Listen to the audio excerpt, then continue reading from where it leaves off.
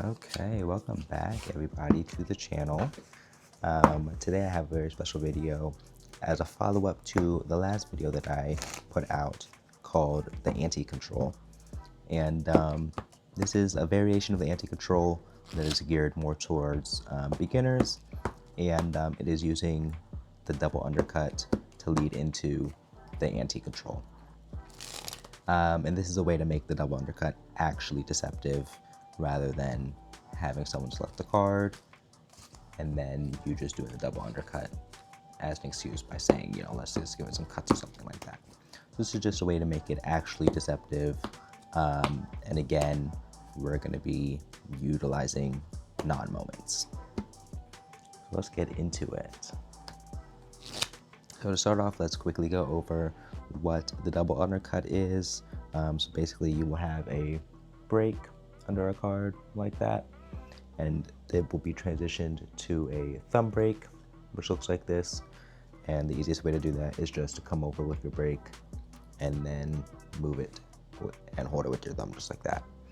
And then essentially all the double undercut is you're gonna let go of half of that bottom packet and bring it to the top, let go of the other bottom packet and bring it to the top, and the card that you have your break above would be on top. So let's say we have the 10 of spades here.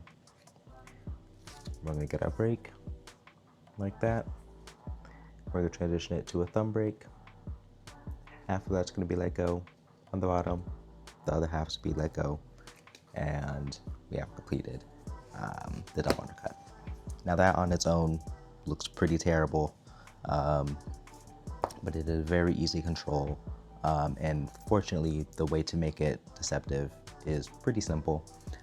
Essentially, we're just going to add the two riffle shuffles from the anti-control onto the end of the double undercut after we do those cuts. So it's going to look something like this. Let's do 4 parts here. I'm going to get our break, transition to a thumb break, do our double undercut like this, and then add on our riffle shuffles. We're just going to retain that top card here, just like that. And then if you want to get to the bottom, what we're going to do is we're going to get our break under that card. So 6 of spades, for example. We're going to do our double undercut like this. And then same thing, we're going to do our shuffles, but we're going to retain the bottom card here. Just like that. And do it again. And we're just going to make sure we drop the cards in that packet first.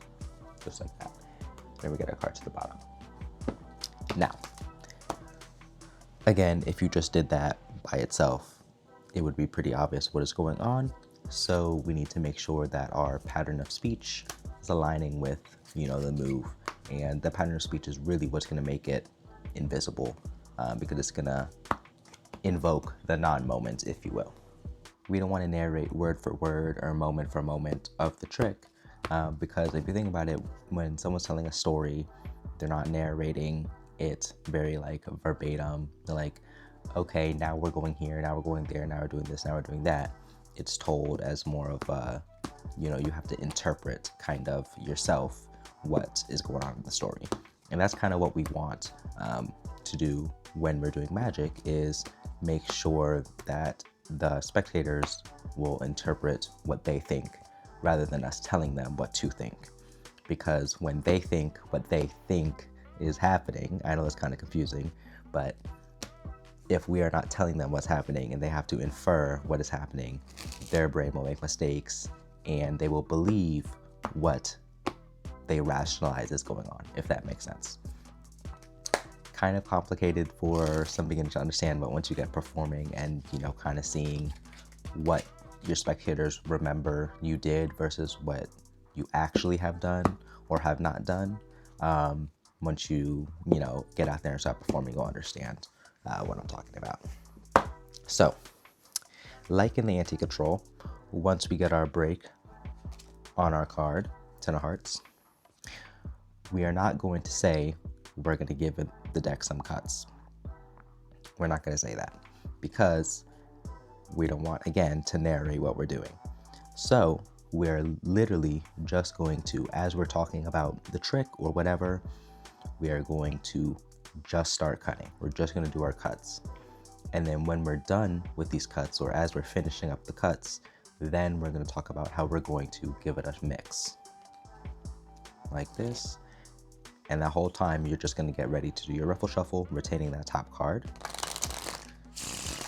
And then we're not gonna say we're gonna give it another mix. We're just gonna say something like, oh, and we'll just give it one more just for good measure, or just to be on the safe side, or just to be sure that it's, you know, randomly, you know, whatever. We wanna make it seem like it's not a procedure. We're just doing this just to do it. And it'll make it seem like it's for their benefit rather than obviously being for our benefit. I'm gonna do it the way a beginner would do it, and I'm gonna do it the anti-control way so you can see the difference. So let's start with how a beginner would do it. So they would have a card selected, Queen of Spades. Okay, we're gonna put the Queen of Spades back, and we're gonna give it some cuts like this, and we're gonna give it a shuffle, and we're gonna give it another shuffle like this. Okay, now your card is lost somewhere in the deck. And just kidding, it's on top. Now I actually added a card on in that shuffle, so I just did a double lift to reveal that. But that was narrating moment for moment what was happening.